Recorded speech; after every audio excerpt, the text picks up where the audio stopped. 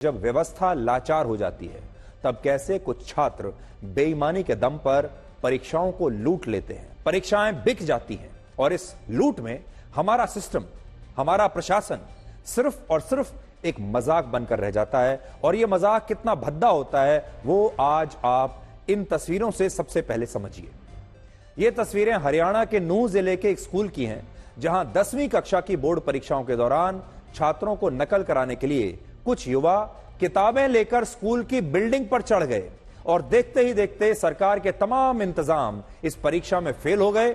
और दुख की बात यह है कि जिन छात्रों ने बोर्ड की इस परीक्षा के लिए कड़ी मेहनत की थी, परिश्रम किया था, पूरी ईमानदारी के साथ तैयारी की थी, दिन रात पढ़ाई की थी, उनकी मेहनत को भी इन लोगों ने एक झटके में उनसे लूट लिया। जरा तस्वीरें देखिए, आज इन तस्वीरों को देखकर आपका दिल टूट जाएगा।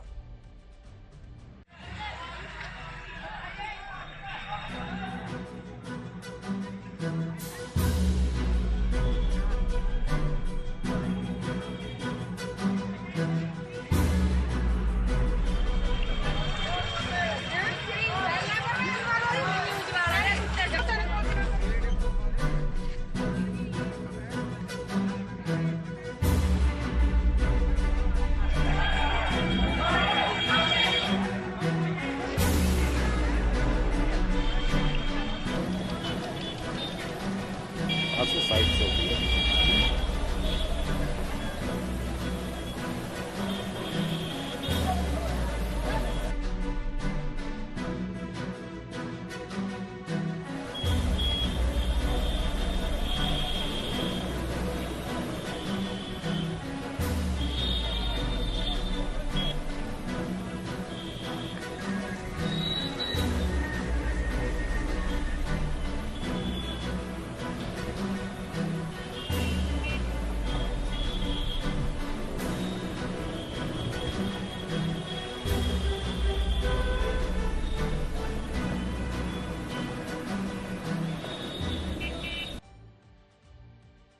अब जरा सोचिए, नकल करके पास होने वाले तमाम छात्र जब भविष्य में सरकारी नौकरियों की भर्ती परीक्षा के लिए आवेदन करेंगे या हमारे समाज में, हमारी व्यवस्था में कहीं भी काम करेंगे, तब क्या होगा?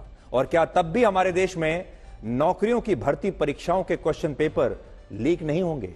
क्योंकि इन्हें अब बेईमानी करने की आदत पड़ चुकी है। स्कूल में बेईमानी की, कॉलेज में बेईमानी की, भर्ती परीक्षा में बेईमानी की, और जब नौकरी करेंगे तब भी बेईमानी करेंगे।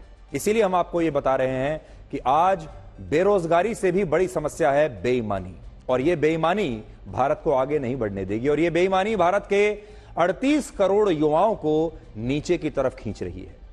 भारत दुनिया की सबसे बड़ी युवा शक्ति है, जहां 15 से 29 वर्ष के 38 करोड़ युवा रहते हैं, और यह संख्या अमेरिका की पूरी आबादी से भी ज्यादा है। सोचिए, और हम अपने इन युवाओं के साथ, 38 करोड़ युवाओं के साथ हम क्या कर रहे हैं, जरा कल्पना कीजिए।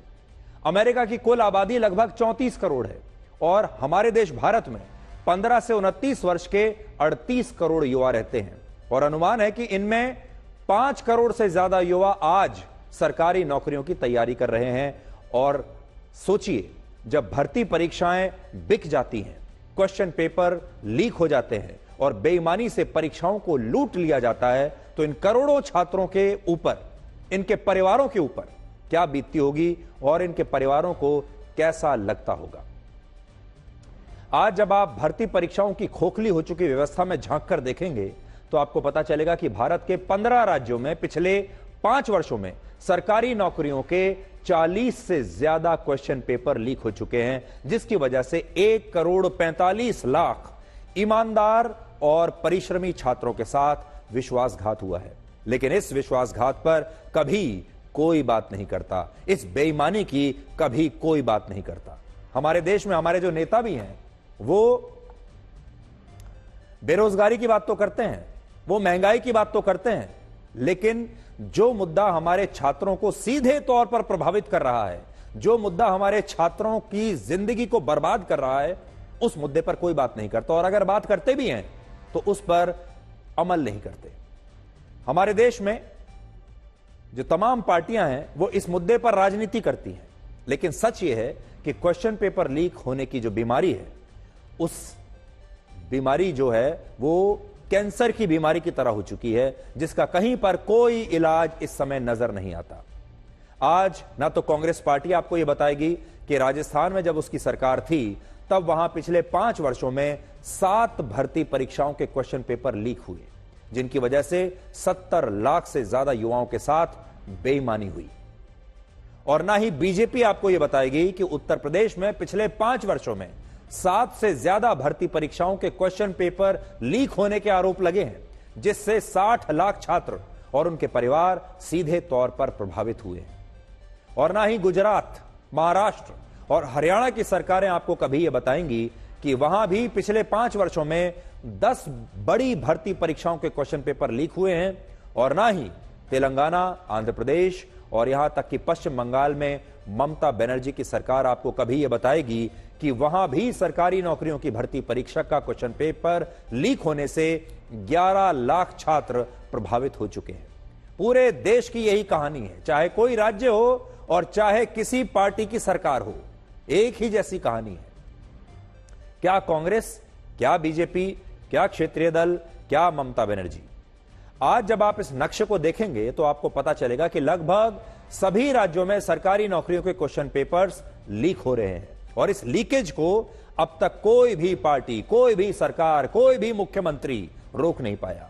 और इससे यह पता चलता है कि हमारे देश में अब क्वेश्चन पेपर लीक होना, परीक्षाओं में बेईमानी होना, परीक्षाओं में नकल होना एक राष्ट्रीय समस्या बन चुकी है, जिस पर गंभीरता से सोचने की आवश्यकता है। और आज हम ये तमाम पार्टियों से कहना चाहते हैं कि चुनाव से पहले जब आप अपना घोषणा पत्र लागू करेंगे तो हमारे देश के छात्रों से यह वादा आपको करना चाहिए अपने घोषणा पत्र में कि आप इस लीकेज को हमेशा के लिए रोक देंगे।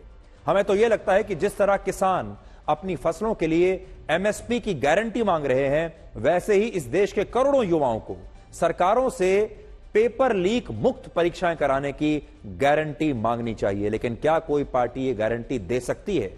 दुर्भाग्य से कोई नहीं दे सकती। ये बात हम इसलिए भी कह रहे हैं क्योंकि जब किसी बड़ी भर्ती परीक्षा का क्वेश्चन पेपर लीक होता है तो इससे औसतन 8 लाख छात्र प्रभावित होते हैं। हर परीक्षा में औसतन जब ये लीक होता है क्वेश्चन पेपर, 8 लाख छात्र। और सोचिए, अगर 8 लाख छात्रों का मतलब है उनके परिवार के कम से कम औसतन 4 से 5 सदस्य हर परिवार में होते हैं। उस हिसाब से अगर आप देखें तो 30 से 40 लाख लोग प्रभावित होते हैं, क्योंकि सिर्फ छात्रों के सपने नहीं टूटते, उनके परिवारों के सपने भी टूट जाते हैं। यानी कुछ छात्रों और सरकारी अफसरों की बेईमानी की वजह से वर्षों तक तैयारी करने वाले, परिश्रम करने वाले, कोचिंग पर इतना पैसा खर्च करने वाले लाखों छात्रों की मेहनत पर पानी फिर जाता है। और फिर सोचिए, इस पेपर लीक की वजह से जब किसी छात्र को सरकारी नौकरी नहीं मिल पाती तो क्या होता है। ये तस्वीरें उत्तर प्रदेश के फिरोजाबाद की हैं, जहां आरोप है कि 22 साल की एक लड़की ने इसलिए आत्महत्या कर ली क्योंकि वो पिछले महीने हुई उस परीक्षा का क्वेश्चन पेपर लीक होने से हताश थी जिसमें समीक्षा अधिकारी और सहायक समीक्षा अधिकारी की भर्तियां होनी थी। लेकिन आज उसकी मां चीख चीख कर यह पूछ रही है कि क्या हमारा सिस्टम, हमारी व्यवस्था इस आत्महत्या की जिम्मेदारी लेगा। मैंने बल्ब जला वो बेटा वाला इतने कोशिश लगाई मैंने, जाके नीचे कोशिश ढीली नहीं।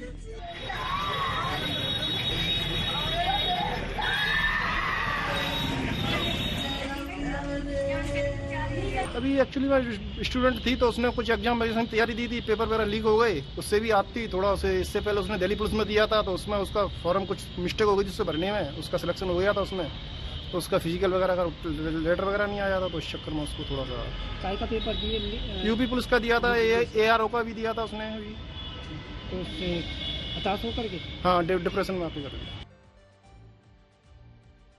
इस घटना के बीच उत्तर प्रदेश की STF ने कांस्टेबल भर्ती परीक्षा का क्वेश्चन पेपर लीक होने के मामले में 6 आरोपियों को आज गिरफ्तार किया है।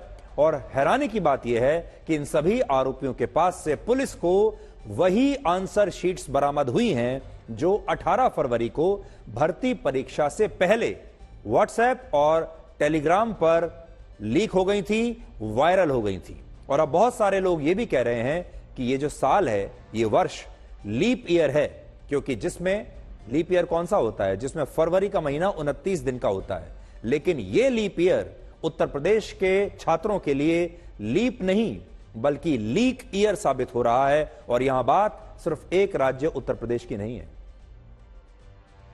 वर्ष 2021 में जब राजस्थान में कांग्रेस की सरकार थी, तब सब इंस्पेक्टर की नौकरी के लिए पुलिस में, राजस्थान पुलिस में सब इंस्पेक्टर की नौकरी के लिए अलग अलग चरणों में भर्ती परीक्षाएं हुई।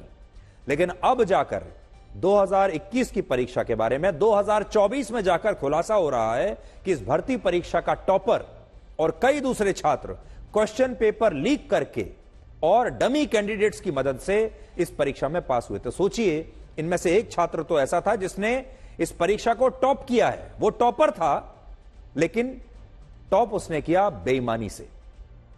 आज जब इन छात्रों को जयपुर की अदालत में पेश किया गया तो वहां मौजूद वकीलों में इस घटना को लेकर इतना गुस्सा था कि उन्होंने इन आरोपी छात्रों के साथ कोर्ट परिसर में ही मारपीट शुरू कर दी और कहा कि इन छात्रों ने राजस्थान के लाखों छात्रों के साथ बेईमानी करके बहुत बुरा काम किया है।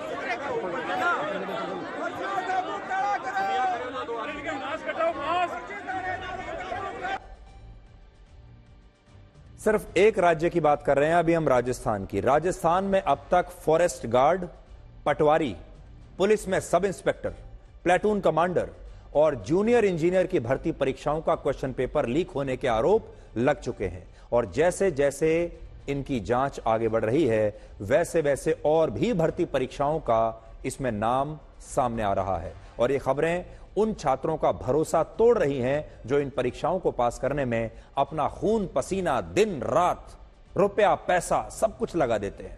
और यह समस्या कितनी गंभीर है, इसका अंदाजा आप इस बात से लगा सकते हैं कि अब देश भर से हमारे दर्शक हमें संदेश भेजकर, ईमेल्स लिखकर ये बता रहे हैं कि उनके यहां भी सरकारी नौकरियों की भर्ती परीक्षा के क्वेश्चन पेपर लीक हुए हैं, उनके यहां भी धांधली हो रही है। और हमारे दर्शकों के ये ईमेल, आज कुछ ईमेल्स मैं आपको पढ़कर सुनाना चाहता हूं। देखिए, कोई दर्शक हमसे कब जुड़ता है? जब हम उस दर्शक के दिल की बात करते हैं, जब हम उसकी जिंदगी में और उसके दिल में अंदर तक चले जाते हैं और उसे यह लगता है कि यह बात मेरी जिंदगी से जुड़ी हुई है और यहां बात बिल्कुल सही हो रही है। यह मेरा अपना अनुभव है कि जब भी हम कोई ऐसा मुद्दा उठाते हैं जो दर्शकों के दिल को छू जाता है, जिन्हें दर्शक समझते हैं कि ये मेरी जिंदगी के बारे में है, तब जाकर दर्शक उठता है, वो पेन निकालता है या फिर फोन निकालता है या लैपटॉप निकालता है और उसके बाद वो चिट्ठी लिखता है। आज के जमाने में किसी को चिट्ठी लिखना आसान नहीं है, क्योंकि किसी के पास किसी के लिए समय ही नहीं है। और टीवी चैनल को तो चिट्ठी कोई बहुत ही मुश्किल से लिखता है आज के जमाने में, किसी के पास समय नहीं।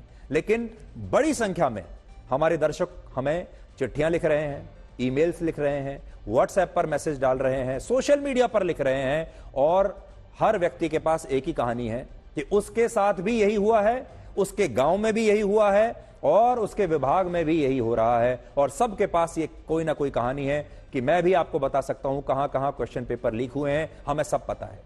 हैरानी की बात यह है कि जब इस देश की जनता को इतना सब कुछ पता है, छात्रों को इतना सब कुछ पता है, ये सारे लोग जब मैं पढ़ता हूं तो ऐसा लगता है कि सबको तो पता है सब कुछ, और फिर भी हमारे देश में जांच बैठाई जाती है, कमेटियां बैठाई जाती हैं। वो कमेटियां सालों साल तक इन्वेस्टिगेशन करती रहती हैं और उन्हें तब भी कुछ पता नहीं चलता। और यहां हमें लोग लिख रहे हैं कि उन्हें सब पता है, वो सबूत तक देने के लिए तैयार हैं। इसका मतलब यह है कि व्यवस्था में लोग मिले हुए हैं, लोग चाहते हैं कि ये क्वेश्चन पेपर लीक हो जाए। और मैं कुछ लोगों के जो ईमेल्स हैं मैं आपको पढ़ के बताना चाहता हूं। जैसे किसी ने मुझे लिखा है, dear Sudhir sir, another railway TTE posting घोटाला has also started at West Bengal's Sealdah station. Lot of candidates have joined and started the training. और वो लिख रहे हैं मुझे कि 12.5 लाख रुपए इन कैंडिडेट्स ने दिए हैं और तब जाकर उनकी भर्ती यहां पर हुई है। और वो कह रहे हैं, ये हमारे दर्शक कहते हैं कि मैं कम से कम 2-3 कैंडिडेट्स की पूरी डिटेल्स जानता हूं जो पैसा देकर भर्ती हुए हैं, और उन्होंने मुझे अपना नंबर दिया है और वो कहते हैं कि अगर आप मुझे कॉल करेंगे तो मैं आपको पूरी डिटेल्स दे सकता हूं।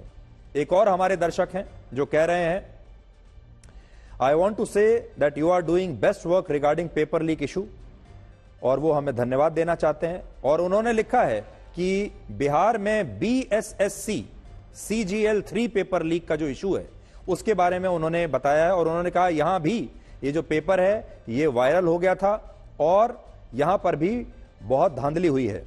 और वो ये कहते हैं कि मैंने खुद ये क्वेश्चन पेपर किया था, मैं खुद परीक्षा मैंने दी थी, और वो कह रहे हैं कि मैंने 150 में से 135 क्वेश्चन इसमें से किए थे। मेरे 150 में से 135 क्वेश्चन सही मैंने जवाब दिए थे, फिर भी मेरा नंबर नहीं आया, फिर भी मैंने क्वालिफाई नहीं किया, because all seats are setting by political leaders. और वो आगे भी बता रहे हैं कि इन एग्जाम्स में भी बड़े तौर पर धांधली हुई है। BSSC Bihar staff selection commission Bihar में, और CJL का मतलब है कंबाइंड ग्रेजुएट लेवल। ये हमारे दर्शक हमें लिख रहे हैं। एक और दर्शक ने हमें लिखा है, वो कहते हैं सांचौर और बाड़मेर से विगत 4 साल से टीचर परीक्षा, लेक्चरर परीक्षा और लेवल 3 की 80% नौकरियां के पेपर आउट या डमी कैंडिडेट के द्वारा हो रहे हैं, जिसकी जांच होनी चाहिए, और हम आपके माध्यम से सरकार से मांग करते हैं कि इसकी जांच होनी चाहिए। ये एक और हमारे एक दर्शक ने ईमेल लिखा। मैं उनके नाम नहीं बता रहा हूं क्योंकि नाम बताऊंगा तो उनकी जान खतरे में आ जाएगी, इसलिए हम जानबूझकर उनके नाम कोशिश कर रहे हैं कि आपको ना बताएं। एक और हमारे दर्शक हैं जिन्होंने लिखा है कि राजस्थान में SI का पेपर लीक भर्ती घोटाला कोई पहला केस नहीं है। पेपर लीक और डमी कैंडिडेट बहुत पहले से चल रहे हैं। कई लोगों का हक मारा गया है। 2015 और 16 में भी LIC AAO की परीक्षा से कई लोग ऑफिसर बन गए थे और अपनी जगह सॉल्वर को बैठाकर पेपर ऑनलाइन था। सेंटर पर कंप्यूटर स्क्रीन कॉपी करके सॉल्वर दूसरे कमरे से आंसर कर रहा था।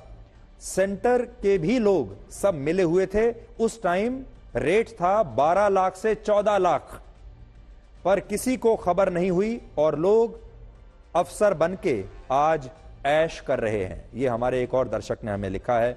LIC AAO का मतलब है असिस्टेंट एडमिनिस्ट्रेटिव ऑफिसर। LIC में life insurance corporation of India की ये बात कर रहे हैं, उसकी भर्ती में।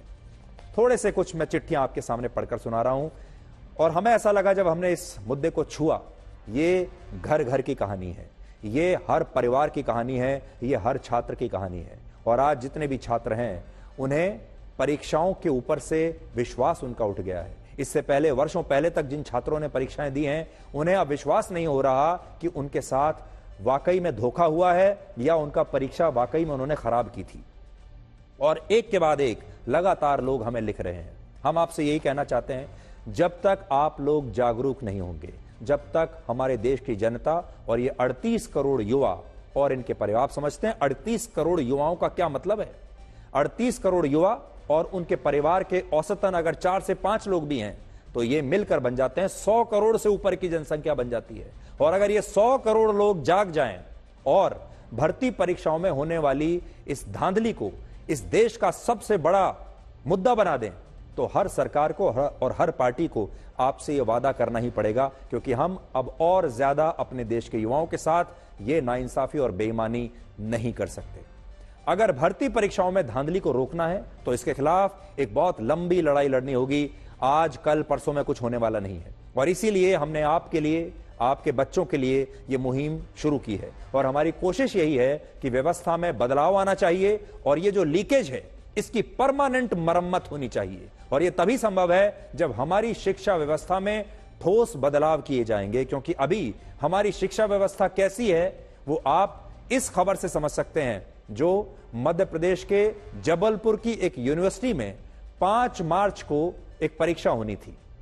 5 मार्च को एक खास विषय की परीक्षा होनी थी, लेकिन इस यूनिवर्सिटी का प्रबंधन इस परीक्षा को कराना ही भूल गया और उसे याद ही नहीं रहा कि 5 मार्च को उसने छात्रों की परीक्षा कराने की तारीख रखी है।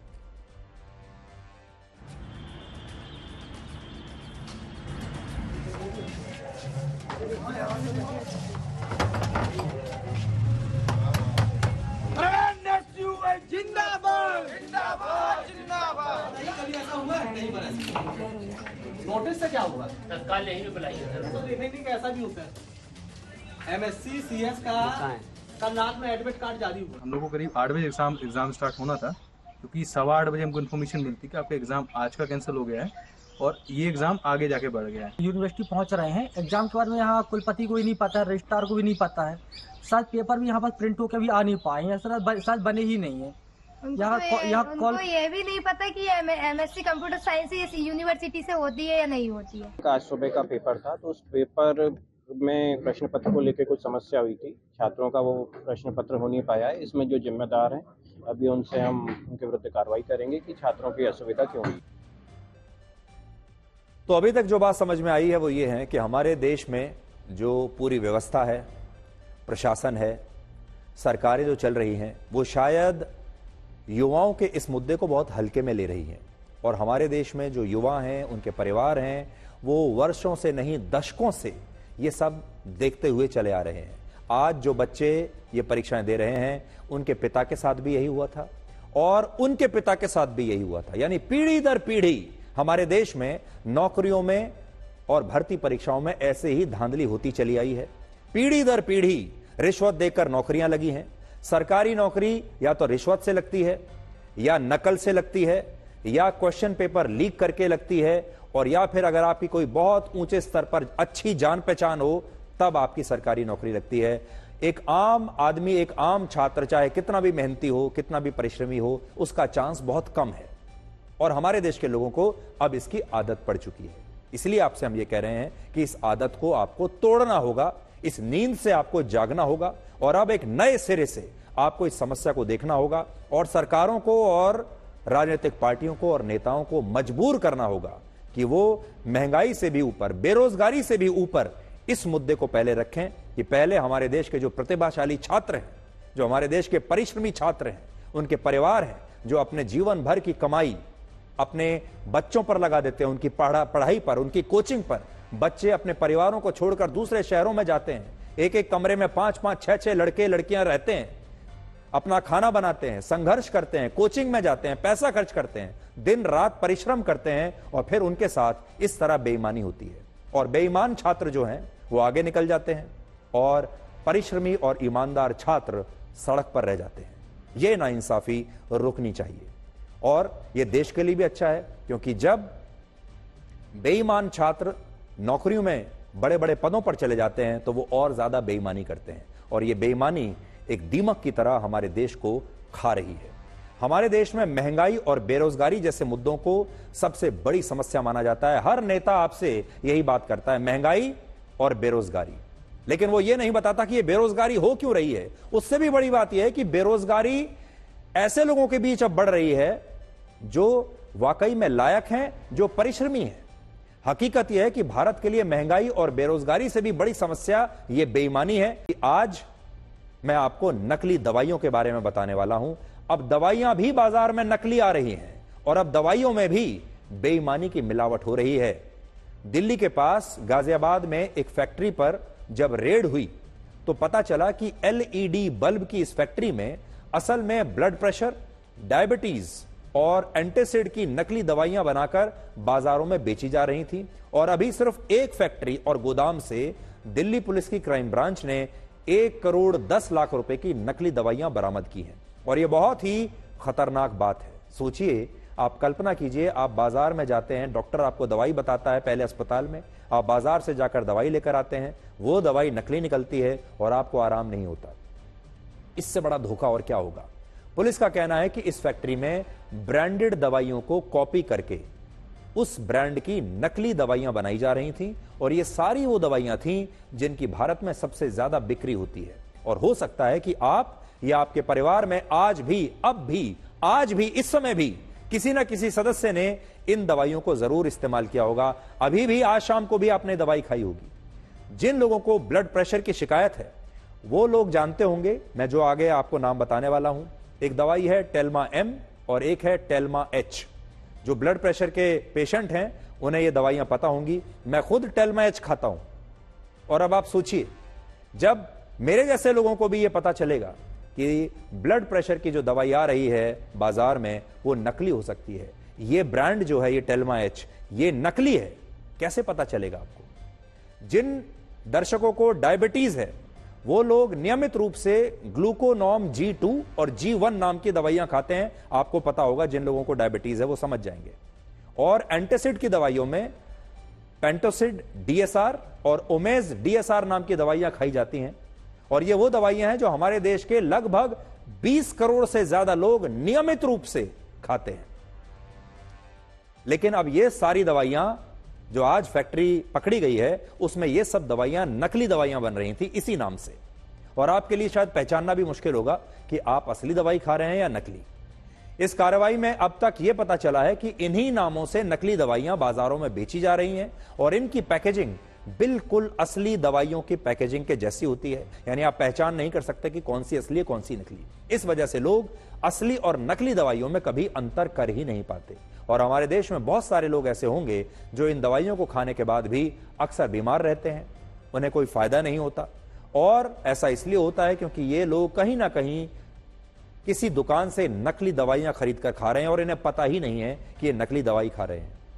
अब दिल्ली के पास गाजियाबाद में नकली दवाइयां बनाने की एक ऐसी ही फैक्ट्री का खुलासा हुआ है। और बड़ी बात यह है कि यहां जो नकली दवाइयां बन रही थी वो हैदराबाद तक सप्लाई होती थी। ये एक जॉइंट ऑपरेशन 4 तारीख को एक जॉइंट ऑपरेशन हुआ है। इसमें राजेंद्र नगर इंडस्ट्रियल एरिया में एक व्यक्ति विकास चौहान नामक व्यक्ति जो कि नकली दवाइयों का व्यापार कर रहा था, नकली दवाइयाँ मैन्युफैक्चर कर रहा था। वहाँ पे हमें काफ़ी बड़ी कंपनियों की नकली दवाइयाँ मैन्युफैक्चर होते हुए मिली हैं, जैसे सन फार्मा, डॉक्टर रेड्डी लैब, ग्लेनमार्क, ऐसे काफ़ी सारी कंपनीज की नकली दवाइयाँ वो मैन्युफैक्चर कर रहा था। ये लोगों के स्वास्थ्य के साथ खिलवाड़ है, पूरी तरीके से खिलवाड़ है, क्योंकि नकली मेडिसिन हैं। इसमें ब्लड प्रेशर की, गैस्ट्राइटिस की दवाइयाँ, शुगर की दवाइयाँ जो कि बिल्कुल डमी है, तो इससे पूरा का पूरा स्वास्थ्य पे खिलवाड़ पड़ता है, इससे किसी की जान भी जा सकती है। 2019 में एक रिपोर्ट आई थी जिसके मुताबिक भारत में बेची जाने वाली कुल दवाइयों में से लगभग 20% दवाइयां नकली होती हैं। अब आप सोच लीजिए, 20% दवाइयां नकली होती हैं और नकली दवाइयों का बाजार हमारे देश में 35,000 करोड़ रुपए का हो चुका है। यानी आज देश में बहुत सारे ऐसे लोग होंगे जो असली बीमारियों को दूर करने के लिए नकली दवाइयां खा रहे हैं और उन्हें इस बात के बारे में कुछ पता ही नहीं है। इसलिए आज हम आपको ऐसी 5 बातें बताना चाहते हैं जिनका ध्यान रखकर आप खुद को नकली दवाइयों से बचा सकते हैं। तो ध्यान से आप सुनिएगा, अब मैं आपको जो बताने वाला हूं। पहला, अगर कोई दवाई अपने निर्धारित कीमत से बहुत ज्यादा सस्ती मिल रही है या दुकानदार आपको कोई स्पेशल डिस्काउंट या ऑफर के नाम पर किसी दवाई को बेहद कम दामों पर बेच रहा है, तो उस दवाई की प्रामाणिकता को आपको जरूर चेक करना चाहिए कि इसमें दाल में काला हो सकता है। जैसे अभी अभी दवाइयों पर एक बार कोड जरूर होता है। आजकल जब आप दवाइयां खरीदेंगे तो उन पर एक बार कोड होता है जिसे स्कैन करके आप उस दवाई के बारे में सारी जानकारी हासिल कर सकते हैं और यह पता लगा सकते हैं कि वो दवाई असली है या नकली। इसलिए उस बार कोड को जरूर देखिए। मैं स्क्रीन पर आपको दिखा रहा हूं, उसके पैकेट पर एक बार कोड होगा, उसे स्कैन कीजिए और आपको पता चल जाएगा कि यह दवाई असली है या नकली। दूसरा, जहां तक संभव हो तो जो दवाइयां आप खा रहे हैं एक बार हो सके तो उन्हें डॉक्टर को जरूर दिखा लीजिए कि डॉक्टर साहब ये दवाई हमने ली है, क्या आपको लगता है कि ये सही है या ये नकली है, क्योंकि डॉक्टर तुरंत बता देगा आपको। तीसरी बात, ऐसी दुकानों से ही दवाइयां खरीदें जिन्हें या तो सरकार से मान्यता मिली हुई है या जो आपकी भरोसेमंद दुकानें हैं, सिर्फ उन दुकानों से खरीदिए। बार बार दुकानों को बदलिए मत। दूसरी ऐसी दुकानों से जो नई दुकानें हैं या जहां पर आपको विश्वास नहीं है, ऐसी दुकानों से दवाइयां मत खरीदिए। चौथी बात, दवाइयां खरीदते समय यह जरूर सुनिश्चित करें कि उनकी सील टूटी हुई ना हो, उनकी जो पैकिंग है वो बिल्कुल साबुत होनी चाहिए और उनकी पैकेजिंग में कोई भी गड़बड़ी किसी भी प्रकार की नहीं होनी चाहिए। अगर आपको लगता है कि कोई गड़बड़ी है, इसकी पैकेजिंग में कोई समस्या है, तो उस दवाई को मत खरीदिए। दुकानदार को कहिए कि आपको नया पैक चाहिए। पांचवी बात, दुकानदार से दवाइयों का बिल जरूर लें, क्योंकि जब आप दवाइयों का बिल लेते हैं तो दुकानदार आपको नकली दवाई देने से पहले 100 बार सोचता है, क्योंकि वो ये जानता है कि बिल होने की वजह से अगर उसने आपको बिल दे दिया तो वो लंबी कानूनी कार्रवाई में फंस सकता है। इसलिए कोई भी दुकानदार अगर आपको नकली दवाई बेचता है तो वो कोशिश करेगा कि वो उसका बिल आपको नहीं देगा। इसलिए आपको बिल जरूर लेना है हर दवाई खरीदने के बाद।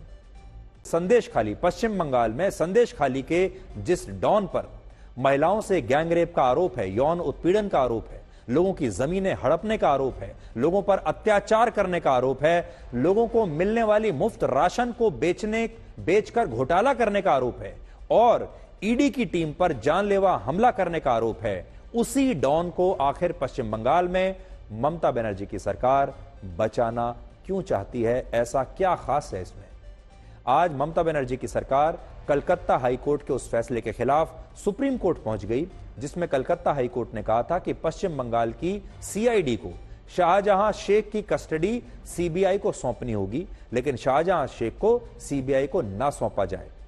तो देखिए, मामला यह है कि कलकत्ता हाईकोर्ट ने कहा कि जो पुलिस है पश्चिम बंगाल की, वो शाहजहां शेख को सीबीआई को सौंप दे और सीबीआई को इन्वेस्टिगेट करने दिया जाए ये पूरा मामला। लेकिन पश्चिम बंगाल की पुलिस का यह कहना है कि हम सीबीआई को नहीं देंगे, हम खुद मामले की जांच करेंगे। और यह मामला सुप्रीम कोर्ट तक पहुंचा। हाईकोर्ट के इस फैसले के खिलाफ ममता बनर्जी की सरकार सुप्रीम कोर्ट पहुंच गई और सुप्रीम कोर्ट से यह मांग की उन्होंने कि वो कलकत्ता हाईकोर्ट के इस आदेश को रद्द कर दें और पश्चिम बंगाल की सरकार और पुलिस की कस्टडी में ही शाहजहां शेख को रहने दिया जाए। लेकिन जब सुप्रीम कोर्ट ने इस मामले में तुरंत कोई राहत नहीं दी तो आज शाम को पश्चिम बंगाल की सीआईडी ने शाहजहां शेख को सीबीआई को सौंप दिया। हालांकि इस दौरान सीआईडी ने इस बात का पूरा प्रयास किया कि किसी भी तरह से शाहजहां शेख की कस्टडी सीबीआई को ना सौंपी जाए, और यह एक बहुत बड़ी बात है क्योंकि इससे यह पता चलता है कि इस अपराधी को, शाहजहां शेख को, पश्चिम बंगाल में बचाने की पूरी कोशिश हो रही है। और यह भी तब हो रहा है जब पश्चिम बंगाल की मुख्यमंत्री ममता बनर्जी खुद एक महिला है। इस समय ममता बनर्जी भारत की इकलौती महिला मुख्यमंत्री हैं और उनके राज्य में यह हो रहा है। इसलिए आज लोग ये समझ नहीं पा रहे कि ममता बनर्जी के राज्य में महिलाओं पर अत्याचार करने वाले इस अपराधी को सत्ता का संरक्षण क्यों मिल रहा है, जबकि दूसरी तरफ बीजेपी इसे एक बड़ा मुद्दा बना रही है। और आज बारासात की एक रैली में प्रधानमंत्री मोदी ने संदेश खाली की पीड़ित महिलाओं से मुलाकात की, उनकी जो दर्द भरी कहानी है उसे उन्होंने सुना और एक पिता की तरह उन्होंने हर महिला की बात सुनी। हालांकि यह मामला यौन उत्पीड़न का है, इसलिए इस मुलाकात की तस्वीरें नहीं है, क्योंकि हम उन महिलाओं की पहचान आपके सामने उजागर नहीं कर सकते, इनकी पहचान को सार्वजनिक नहीं किया जा सकता। लेकिन हमें यह पता चला कि इन महिलाओं ने शाहजहां शेख के अत्याचारों के बारे में प्रधानमंत्री मोदी को बताया और इस दौरान ये महिलाएं भावुक हो गईं, रोने लगी, इनकी आंखों में आंसू थे और उन्होंने प्रधानमंत्री मोदी को यह भी बताया कि उन्हें अब भी शाहजहां शेख के सहयोगी शेख सिराजुद्दीन अख्तर का डर सता रहा है, क्योंकि उसे अभी तक गिरफ्तार नहीं किया गया है और आरोप है कि इस अपराधी को भी सत्ता का पूरा संरक्षण प्राप्त है। और बड़ी बात यह है कि आज प्रधानमंत्री मोदी ने एक पिता की तरह इन पीड़ित महिलाओं का पूरा दर्द सुना और उन्हें यह भरोसा दिलाया कि वो इंसाफ की इस लड़ाई में उनके साथ खड़े हैं। इसी धरती पर टीएमसी के राज में नारी शक्ति पर अत्याचार का घोर पाप हुआ है। संदेश खाली में जो कुछ भी हुआ उससे किसी का भी सिर शर्म से झुक जाएगा, लेकिन यहां की टीएमसी सरकार को आपके दुख से कोई फर्क नहीं पड़ता। टीएमसी सरकार बंगाल की महिलाओं के गुनहगार को बचाने के लिए पूरी शक्ति लगा रही है। गरीब, दलित, वंचित, आदिवासी परिवार की बहनों बेटियों के साथ टीएमसी के नेता जगह जगह अत्याचार कर रहे हैं।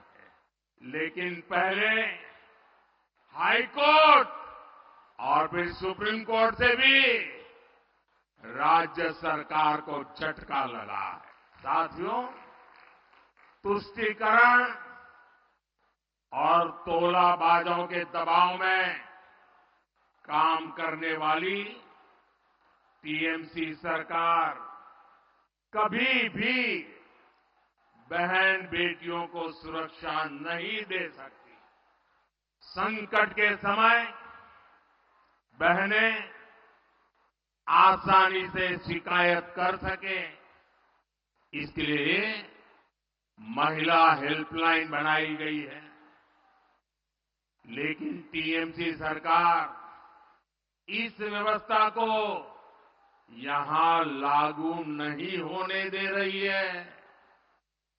ऐसी महिला विरोधी टीएमसी सरकार महिलाओं का कभी भला नहीं कर सकती। टीएमसी सरकार को अपने अत्याचारी नेता पर भरोसा है, बांग्ला बहन बेटियों पर भरोसा नहीं है। मैं देख रहा हूं कि टीएमसी के माफिया राज को ध्वस्त करने के लिए बंगाल की नारी शक्ति निकल चुकी है। संदेश खाली ने दिखाया है कि पश्चिम बंगाल की बहन बेटियों की बुलंद आवाज सिर्फ और सिर्फ भाजपा ही है। पश्चिम बंगाल में लोकसभा चुनाव से ठीक पहले संदेश खाली की घटना अब एक बहुत बड़ा मुद्दा बन गई है और इसमें भी एम फैक्टर का जो रोल है वो बहुत महत्वपूर्ण है। एम फैक्टर, इससे पहले आप एम फैक्टर किसी और नाम से जानते होंगे। शाहजहां शेख को संरक्षण देकर टीएमसी शायद मुस्लिम फैक्टर की राजनीति कर रही है। उनके लिए एम फैक्टर का मतलब है मुस्लिम फैक्टर, जबकि बीजेपी इस मुद्दे पर महिला फैक्टर की राजनीति कर रही है और ये दोनों ही एम फैक्टर पश्चिम बंगाल की राजनीति में बहुत महत्वपूर्ण है। तो एक तरफ एक एम फैक्टर है मुस्लिम फैक्टर, दूसरी तरफ दूसरा एम फैक्टर है महिला फैक्टर। मुस्लिम फैक्टर को इसलिए निर्णायक माना जाता है क्योंकि पश्चिम बंगाल के लगभग 8 करोड़ वोटर्स में से 2 करोड़ 5 लाख वोटर्स मुस्लिम समुदाय से हैं और 2019 के लोकसभा चुनाव में 70% मुस्लिम वोट ममता बनर्जी की पार्टी टीएमसी को मिले थे। और अब यही आरोप लग रहा है कि शाहजहां शेख क्योंकि एक मुस्लिम है इसलिए शायद टीएमसी उसे संरक्षण देकर मुस्लिम तुष्टीकरण की राजनीति कर रही है। दूसरी तरफ बीजेपी संदेश खाली को इसलिए बड़ा मुद्दा बना रही है क्योंकि उसका जोर महिला वोटों पर है और वो इन महिलाओं को इंसाफ दिलाना चाहती है। पश्चिम बंगाल के लगभग 8 करोड़ वोटर्स में से 3 करोड़ 73 लाख वोटर्स और पिछली बार के लोकसभा चुनाव में 82% महिलाओं ने वोट डाला था। तो 3 करोड़ 73 लाख वोटर जो है महिलाएं हैं और इनमें से भी 82% महिलाओं ने वोट डाला था, जबकि पुरुषों का वोटिंग परसेंटेज पिछली बार 81% था। यानी महिलाएं पुरुषों से भी ज्यादा बाहर निकलकर वोट डाल रही हैं। और बड़ी बात यह है कि मुख्यमंत्री ममता बनर्जी महिला हैं, इसलिए पश्चिम बंगाल की बहुत सारी महिलाएं चुनाव में उन्हें ही वोट देती हैं। और 2019 के लोकसभा चुनाव में टीएमसी को 47% महिलाओं के वोट मिले थे, लेकिन अब बीजेपी महिलाओं के इन्हीं वोटों को अपने पक्ष में करना चाहती है और उसने पश्चिम बंगाल में इस बार 42 में से 35 सीटें जीतने का लक्ष्य रखा है। लेकिन मुख्यमंत्री ममता बनर्जी ने कहा है कि पश्चिम बंगाल के लोगों को और वहां की महिलाओं को बीजेपी पर भरोसा नहीं है। आज যেভাবে সব চলছে আমরা চাই ইম্পার্শিয়াল ইলেকশন, আমরা বিজেপি ইলেকশন চাই না, আমরা ইম্পার্শিয়াল ইলেকশন চাই। বাংলা একমাত্র জায়গা যেখানে ইম্পার্শিয়াল ইলেকশন হয়। আর বাংলায় এসে যারা বড় বড় কথা বলছে তাদের আমি বলবো একবার উত্তরপ্রদেশে যান, গত পরশুদিনও দুটো নাবালিকাকে খুন করে তার হাতগুলোকে বেঁধে খুন করে নির্যাতন করেছে। একবার বিলকিসের বাড়িতে যান, একবার হাতরাসে যান, একবার সাক্ষীর কাছে যান, দেখে আসুন বাংলা অনেক সুস্থ, বাংলা অনেক শান্ত। বিজেপির মন গড়া কিছু দাঙ্গার ছক, কিছু দাঙ্গার আন্দোলন দিয়ে বাংলার মা বোনদের যে অসম্মান করার চেষ্টা করা হচ্ছে, এতে বাংলার মা বোনেরা খুশি নয়। अब हम आपको भारत की पहली अंडर वाटर मेट्रो के बारे में बताएंगे, जिसका आज कोलकाता में प्रधानमंत्री मोदी ने उद्घाटन किया है। इस मेट्रो का निर्माण हुगली नदी के नीचे हुआ है, जिसमें मेट्रो टनल की गहराई 33 मीटर के आसपास है और इसके लिए पानी के अंदर 520 मीटर लंबी एक सुरंग बनाई गई है। हुगली नदी में इस सुरंग को बनाने का पहला विचार वर्ष 1921 में आया था, जब भारत में अंग्रेजों की सरकार थी। लेकिन इसके बाद वर्ष 2014 तक इस प्रोजेक्ट पर कभी कोई काम नहीं हुआ और बड़ी बात यह है कि 2017 में जब इस टनल का काम शुरू हुआ तो इस मेट्रो लाइन को सबसे कम समय में बनाया गया, पूरा कर दिया गया।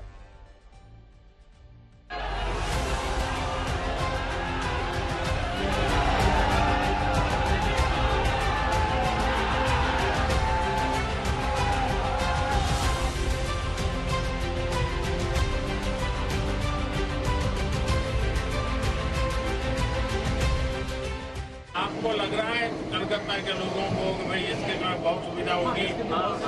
आज आपको मालूम है हिंदुस्तान की पहली इस प्रकार की ट्रेन बनी है। आपको ये भी पता है कि उस ट्रेन में पहले मुसाफिर आप हैं। आज आपको लगता है कि आप जैसे नौजवान, मैं कह रहा हूं कि 2047 तक देश को विकसित भारत बनाना है। इस 25 साल में क्या काम ज्यादा करना चाहिए? 25 साल मेहनत, सबसे ज्यादा मेहनत करनी चाहिए। अच्छा, सुबह जिम में मेहनत करनी चाहिए। सर अपने लेकर दूसरों के लिए पानी के नीचे जा रहे हैं आप लोग? कितना नीचे मालूम है? सर 32 मीटर और 6 मीटर नीचे टनल है।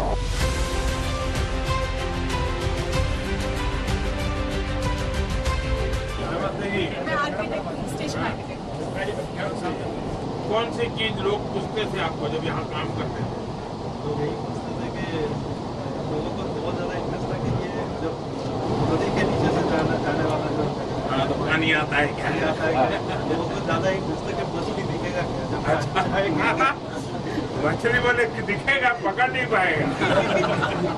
चलिए, बहुत बहुत शुभकामनाएं आप सबको। बड़ी बात यह है कि प्रधानमंत्री मोदी जहां पश्चिम बंगाल में महिलाओं को इंसाफ दिलाने की बात कर रहे हैं, बीजेपी उनके लिए लड़ रही है, वहीं ममता बनर्जी ने आज एक नया दांव खेला है। उन्होंने इसी साल अप्रैल के महीने से जो आशा और आंगनवाड़ी की जो वर्कर्स हैं, जो महिलाएं हैं, उन्हें जो पैसा दिया जाता है उसे बढ़ाकर 750 रुपये प्रति महीना कर दिया है। और इसके साथ ही उन्होंने ये भी तय किया है कि अब वो आंगनवाड़ी में जो हेल्पर्स हैं उन्हें भी 500 रुपया अतिरिक्त अब दिया जाएगा। यानी ममता बनर्जी उनका पैसा बढ़ा रही हैं, महिलाओं का, आंगनवाड़ी में जो काम करती हैं, आशा में जो काम करती हैं, और ये सब करके वो ये चाह रही हैं कि महिला उन्हें वोट दें। चीन ने अपना रक्षा बजट बढ़ाकर कैसे भारत समेत दुनिया के बड़े बड़े देशों को चिंता में डाल दिया है। चीन ने पिछले वर्ष की तुलना में इस साल के अपने रक्षा बजट में 7.2% की वृद्धि की है और अब उसका कुल रक्षा बजट भारतीय रुपयों में 19,14,000 करोड़ रुपए हो गया है और अमेरिका के बाद दुनिया का दूसरा सबसे बड़ा रक्षा बजट है चीन का। अमेरिका का रक्षा बजट है 73,44,000 करोड़ रुपए का। चीन का रक्षा बजट है 19,14,000 करोड़ रुपए का, जो नंबर 2 पर है। अमेरिका और चीन के बाद दुनिया का तीसरा सबसे बड़ा रक्षा बजट रशिया का है, जो 12 लाख करोड़ रुपए का है, जबकि दुनिया का चौथा सबसे बड़ा रक्षा बजट हमारे देश भारत का है। और वित्त वर्ष 2024-25 के लिए भारत का रक्षा बजट 6,21,000 करोड़ रुपए है और भारत और चीन के रक्षा बजट में अभी भी लगभग 13 लाख करोड़ रुपए का अंतर है। जबकि एक बड़ी बात यह है कि भारत का रक्षा बजट चीन के मुकाबले भले ही कम है, लेकिन चीन की तुलना में भारत ने अपने रक्षा बजट का तेजी से हाल ही के दिनों में विस्तार किया है। चीन अपने रक्षा बजट में हर साल औसतन 6.5% की वृद्धि कर रहा है, जबकि भारत रक्षा बजट में औसतन 9% से ज्यादा की वृद्धि कर रहा है। और इस साल भारत ने अपना रक्षा बजट में 6.2% की वृद्धि की है, जबकि पिछले साल 13% की वृद्धि हमने की थी। इस बार पिछले साल के मुकाबले कम की है। इसके अलावा 2014 से अब तक भारत के रक्षा बजट में 171% की ऐतिहासिक वृद्धि हुई है, जिसमें वर्ष 2014 और 15 में भारत का रक्षा बजट 2,29,000 करोड़ था और अब यह बढ़कर 6,21,000 करोड़ रुपए हो चुका है। हालांकि यहां चीन के मामले में चिंता वाली बात यह है कि चीन अपने रक्षा बजट को लेकर कभी भी सही जानकारी नहीं देता और वो अक्सर अपना जितना रक्षा बजट बताता है उससे कहीं ज्यादा पैसा वो अपनी सेना और हथियारों पर खर्च करता है। 2021 में चीन ने बताया था कि उसका रक्षा बजट 17,10,000 करोड़ रुपए का है, लेकिन बाद में पता चला कि चीन ने इस दौरान अपनी सेना पर असल में 24 लाख करोड़ रुपए खर्च किए थे। परेशान हर कोई है यहां, कुछ सच में परेशान है और कुछ सच से परेशान है।